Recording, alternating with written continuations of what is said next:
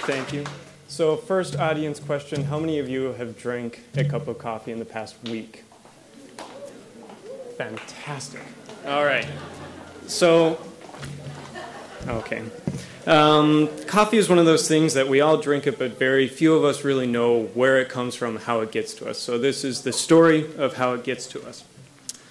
More or less, coffee, very simply put, is two seeds that grow in a fruit, and it grows on a tree. And this tree requires a lot of different things to make it grow. You need a certain elevation, certain soil types, certain temperatures, and once all of this connects, then you can finally grow coffee. So farm sizes, where they grow coffee, you can have anywhere between 50 trees in somebody's backyard in Africa up to a couple thousand acres in Brazil where it's very commercialized. So you'll find an entire breadth of the spectrum.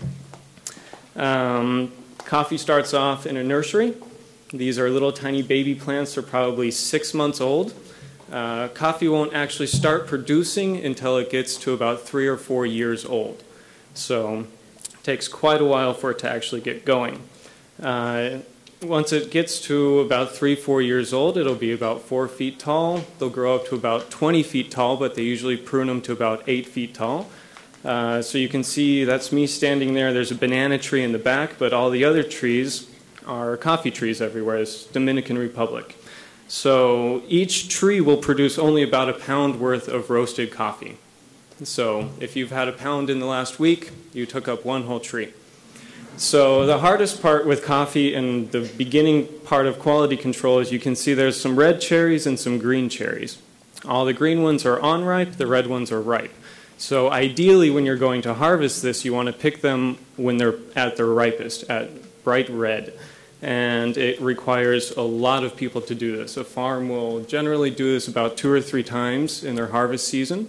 And it can be 8 people all the way up to 300 people, depending on if you have a large migratory labor force or a huge economic incentive to basically pay somebody $8 an hour like they do in Brazil. So it becomes very cost difficult to negotiate, you could say. Sorry for my lack of English there. You can see in this photo the 2 little white dots are 2 pickers. That's their farm. That's what they're harvesting. Once you actually pick it, then the fun begins. Now what's happening here is once the coffee's picked, it's sent through this machine. And if there's basically a lot of water going with that, and if it's a really heavy, mature cherry, it'll sink to the bottom. If it's a floater, is what we call them, it's non-mature cherry, then it'll stay at the top, and so it'll separate what's good and what's bad immediately. Then in the next process, they send it through a depulper, which is where the coffee's basically going in from the top, and they're squeezing the beans out of the middle. And that's the first stage, and this is most commonly called a wet process. Then once it goes through that, then you need to dry it. And this takes anywhere between 4 to 6 weeks. Most of it is done on patios. You can see there's kind of 1, 2, 3 on the ground and then some beds in the back. And they're just sitting there drying day by day, and you literally need somebody about every hour to go and rake it so that they don't mold or ferment. This is Brazil. This is the most ideal way of drying coffee. And it's basically a raised bed with a mesh on it so that you get airflow going through and you can dry it evenly. This is what you find in most boutique coffees or super high-end premium specialty coffees, all of that good stuff. Once it's finally dried and milled and all the stuff is taken off, you finally get the green raw bean. And what's happening here is kind of one of they're sorting it out basically. So anything that doesn't look right, anything that's been molded or bugs have chewed on, they will send it through and sort it that way. Finally, they get to put it in big 132 pound bags and put it in a container. And these containers go all around the world. That's how it's shipped. If you were to take the entire world's production of last year and put it in containers, it would take about 400,000 containers to move it all. Eventually it gets to a warehouse. This has probably about 50 million pounds worth of coffee in it, and this is New Jersey. It's probably one of the largest warehouses in the world, but there's tons like it.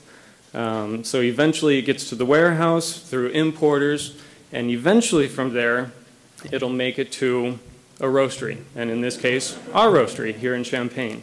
We roast about 200,000 pounds of coffee worth a year, which sounds like a lot, but let's look at Starbucks. They have about 4 plants in the US, and one plant will do about 2 million pounds in a week.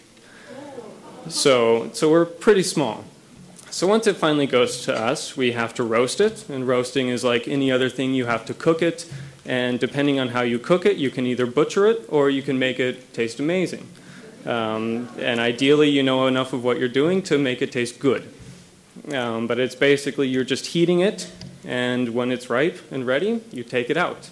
This is cupping, which is done throughout the entire process, but it's a way of evaluating specific coffees. So for us, what we're doing here when we do it as a roaster, we're cupping for profiles. So do we like how this coffee's been developed in the roaster? Is it too light? Is it too dark?